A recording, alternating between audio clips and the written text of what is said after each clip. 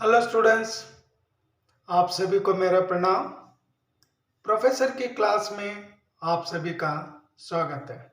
Students, आज second PUC students के लिए एक एकांकी लेकर आपके सामने उपस्थित हूँ। एकांकी का अर्थ है one act play, that is also drama. उस एकांकी का शीर्षक है, टाइटल है प्रतिशोध।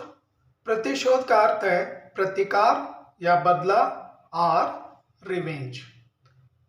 तो इस एकांकी के लेखक है डॉक्टर राम कुमार वर्मा और ये भी एक फैमिली स्टोरी है।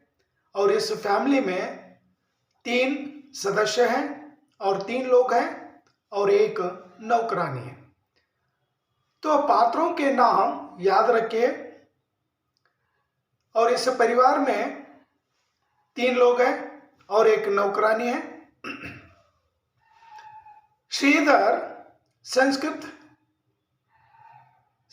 के महापंडित है, यानी संस्कृत लैंग्वेज में वो एक महापंडित है। महापंडित मीन्स फिलोसोफर या विद्वान है। श्रीधर की पत्नी का नाम है सुशीला और इन दोनों के पुत्र है बेटा भारवी। भारवी संस्कृत में महाकवि है, ग्रेट पोएट है। यानी एक बेटा, माता और पिता।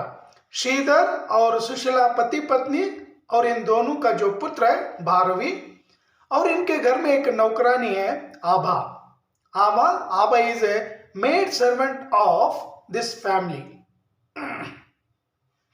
और एक रोल आ जाता है भारती। भारती भी एक विदुषी है, विद्वान है।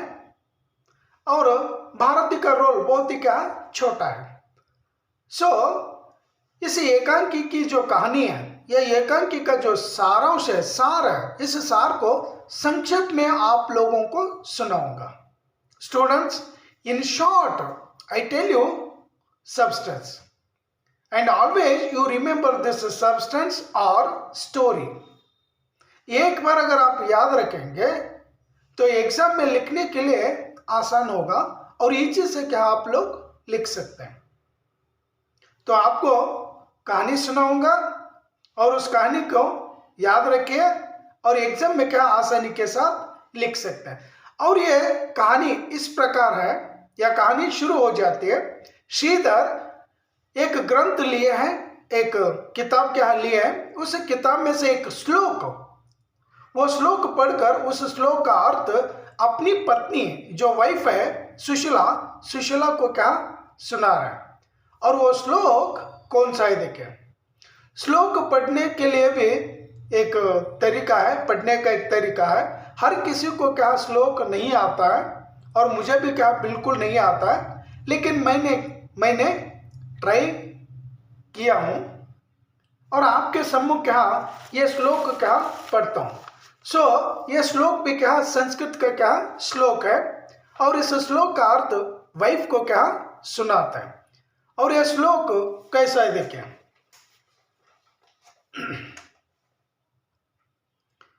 ओ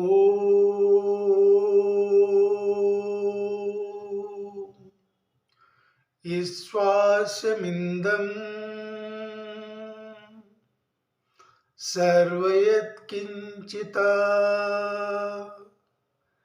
जगत्यां जगता तेन त्यक्तेन भुञ्जिता मा ग्रदः कस्यास्मिन्दनम्। ये श्लोक श्रीधर अपनी पत्नी को सुनाते हैं। इस श्लोक का अर्थ स्टूडेंट, इस दुनिया में, इस संसार में, जगत में जो कोई भी चीज स्थावर है, स्थावर means which thing is stable thing. और इस दुनिया में जो जंगम चीज है, जंगम means moving things and non moving things. यानी एक ही जगह पर रहने वाले जो जीव है, ये एक ही जगह पर रहने वाली जो चीज है और एक जगह से दूसरी जगह जाने वाली जो जीव है या चीज है, उन चीजों पर किनकी सत्ता है? भगवान की क्या सत्ता है? भगवान की सत्ता means that is power of God who is control this world. God is control this world. और मनुष्य केवल क्या बाहरी विकारों को, नाम रूपात्मक बाहरी विकारों को क्या वो दिखाने लगता है. बाहरी रूपों को इन्हें for name sec human being is showing his character. यानी बाहरी विकारों को दिखाना, बाहरी विकारों को दिखाना यानी एक्सटर्नल डिसऑर्डर्स क्या वो दिखा रहा है. और जो भी कुछ हो या जो कुछ भी हो, इन सारी चीजों पर केवल भगवान की क्या सत्ता है? भगवान का ही पावर है. और भगवान की शक्ति के कारण ही ये दुनिया क्या चलती है. और ये संसार एक गोद है और इस गोद में खेलने वाले हम और आप हैं. और यहां पर इस अर्थ को क्या सुनाते हैं, और जो ईश्वर के हैं उसका स्वाद अगर लग जाता है, वो स्वाद क्या तेन तेन भुंजिता. और पत्नी को श्रीधर कहने लगते हैं, हे सुशीला तुम्हारा ध्यान कहाँ है? मैं इस श्लोक का अर्थ समझा रहा हूं और तुम कुछ और सोच रही हो. तुम्हारा ध्यान कहाँ है? और सुशीला कहने लगते हैं, आहा मैं तो इस श्लोक का अर्थ सुन रही हूं, लेकिन मेरा बेटा भारवी अभी तक घर लौटकर नहीं आया. Here Sushila is thinking about her son. वो घर छोड़कर चला गया है, 2 दिन हो गए वो लौटकर घर नहीं आया. और इसलिए सुशीला बेटे के बारे में सोच रही है कि अभी तक मेरा पुत्र, मेरा बेटा वापस नहीं आया. श्रीधर कहते हैं, और श्रीधर क्या कहते देखिए, हे सुशीला भारवी भारवी शिव शिवा भारवी भारवी कह रही है. क्या इस दुनिया में आपका ही बेटा है और कोई बेटा नहीं है? और इस संसार में, इस दुनिया में आप अकेली माता हो और कोई दूसरी माता नहीं है? अपने पुत्र के लिए वेद छोड़ दोगे, उपनिषद छोड़ दोगे, वेद छोड़ दोगे? सुशीला इस तरह ना करना. जैसे पति कह दिया और पति की बात तो सुनकर यहां सुशीला भी क्या कहने लगती है. और वो भी कहती है कि वहां भारवी मेरा पुत्र है और इसलिए मुझे चिंता है कि मेरा बेटा लौटकर नहीं आया है. और श्रीधर कहने लगता है, सुशीला याद रखना तुम्हारा बेटा एक कवि है, कवि. He is a poet and he knows. क्या वो समझता है? क्योंकि जो कवि होता है ना, वो कवि समय पर शासन करता है और समय के अनुसार वो जीवन करता है. और आपका बेटा कवि है, याद रखना.